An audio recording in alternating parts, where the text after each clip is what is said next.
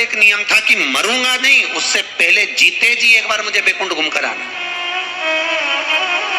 मन में अभिलाषा रहती है, एक बार हम भी मुंबई घूमने जाएं, एक बार हम भी सोलापुर जाएं, एक बार हम भी तुलजापुर जाएं, ये मन की अभिलाषा। एक बार द्वारका जाएं, एक बार बद्रीश जाएं, ये मन की अभिलाषा। पर राजा सत्यव्रत की अभिलाषा एक ही थी कि मैं जीते जी बैकुंठ जाऊं।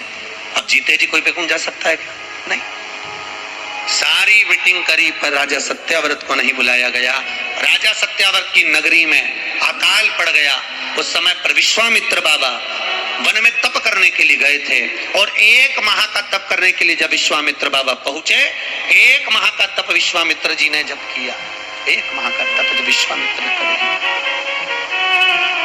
और विश्वामित्र बाबा ने जब 1 माह का तप किया, तब चारों तरफ जब अकाल पड़ा, चारों तरफ जब अकाल पड़ गया,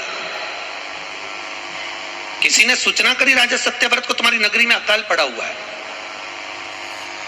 तो नगरी में अकाल पड़ा हुआ है और कहीं पानी की व्यवस्था नहीं, कहीं भोजन की व्यवस्था नहीं,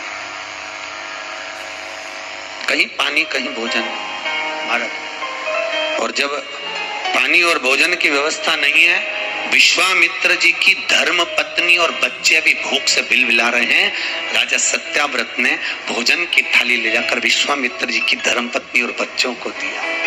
धर्म पत्नी बच्चों 1 महीने तक राजा सत्याव्रत की पत्नी और बच्चों का पालन, विश्वामित्र की पत्नी और बच्चों का पालन राजा सत्याव्रत ने करा। पूरी सत्ता का पालन करा। विश्वामित्र जी आए, उनको मालूम पड़ा मेरी पत्नी और बच्चों का पालन राजा सत्याव्रत ने करा, पहुंच गए। राजा तो भजन में लीन थे, भक्ति में डूबे। महाराज धन्यवाद आपको, आपने मेरी पत्नी और बच्चों की देखरेख करी। मैं 1 महीने तप करने चले गया था, भूल गया था घर को। आपने मेरे परिवार का भरण पोषण करा, मांगो तुम्हें क्या चाहिए। एक ही चीज थी, जीते जी बैकुंठ देखना है, बस एक बार।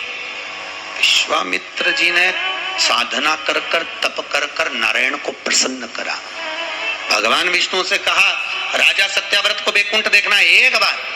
तो भगवान नारायण ने कहा सुनो विश्वामित्र जी, जिस मार्ग से लोग मरने के बाद बैकुंठ आते हैं, उस मार्ग से तो जीते जी कोई नहीं आ सकता। और तुम भी जिद पे अड़े और सत्याव्रत भी जिद पर अड़ा है। तो विश्वामित्र जी, अगर राजा सत्याव्रत स्कंद देव की पूजन करे, भगवान कार्तिकेय का अगर भजन करे, भगवान शंकर के पुत्र का अगर स्मरण करेगा, तो ये पक्का है उसके लिए बैकुंठ का रास्ता दूसरा बना दिया जाएगा और वो जीते जी बैकुंठ जीते जी।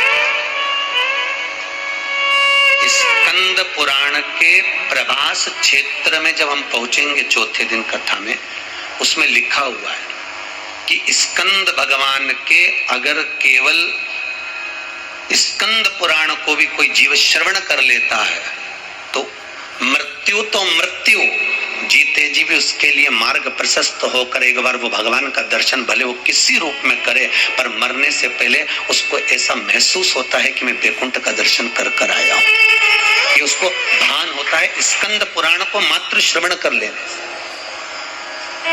मात्र श्रवण। स्कंद भगवान का पूजन करा, भगवान शंकर का शिवलिंग बनाया, शंकर भगवान के गणेश जी को और स्कंद देव को बिठाकर पूजन किया। इतना पूजन करा विश्वामित्र और सत्याव्रत ने, इतना पूजन करा, भगवान विष्णु ने कहा नया रास्ता बना दिया जाए। विश्वामित्र जी ने धर्म से स्कंद देव से कहकर एक मार्ग का निश्चय किया। उस मार्ग पर राजा सत्याव्रत चलकर जाने लगे। जब थोड़ी दूर पर राजा सत्याव्रत पहुंचे, पहुंचते से उसी समय पर इंद्र को जलन होने लगी कि जीते जी तो कोई आ ही नहीं सकता, तो मरा हुआ ये जीते जी कैसे आ गया। इतने में इंद्रदेव ने उसी समय राजा सत्याव्रत को ऊपर से नीचे धक्का मार दिया।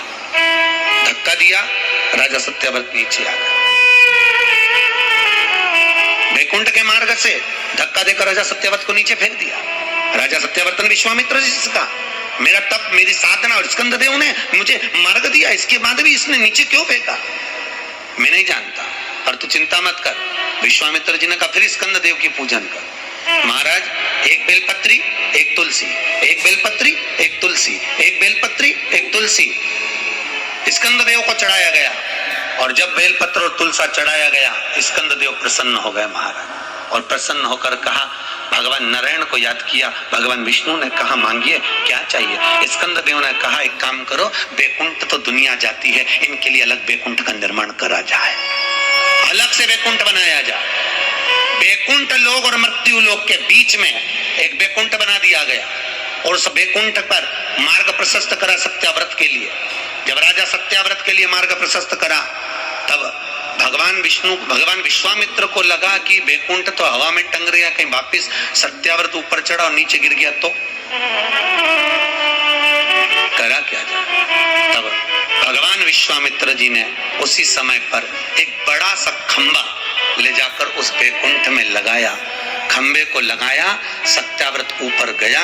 जाने के बाद जैसे सत्याव्रत ने प्रणाम करा, प्रणाम करते ही, बैकुंठ का दर्शन करते ही एक अश्रु उस खंबे पर गिरा। उस खंबे पर गिरते ही वो अश्रु के खंबा स्पर्श होने से नारियल का वृक्ष प्रकट हो गया।